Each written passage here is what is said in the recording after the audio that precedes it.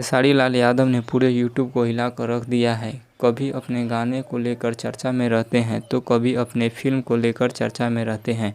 हाल ही में उनका एक गाना बहुत तेज़ी से वायरल हो रहा था, जिस गाने का नाम है मटक मटक। हालांकि कुछ कारण से यह गाना यूट्यूब से डिलीट हो गया था। अब फिर से इस गानों को यूट्यूब पर अपलोड कर दिया गया है।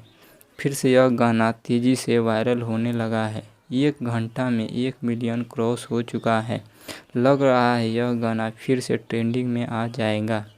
इसी बीच खेसारी लाल यादव का एक न्यूज़ आया है जो आपको एकदम से चौंका देगा। एक इंटरव्यू में खेसारी जी से पूछा गया कि आप काजल के साथ फिल्म में काम करेंगे। इस पर खेसारी लाल जवाब देते हुए बोला, पहले से 10-15 फिल्में कर चुके हैं साथ में, अब कितना एक साथ फिल्म करें।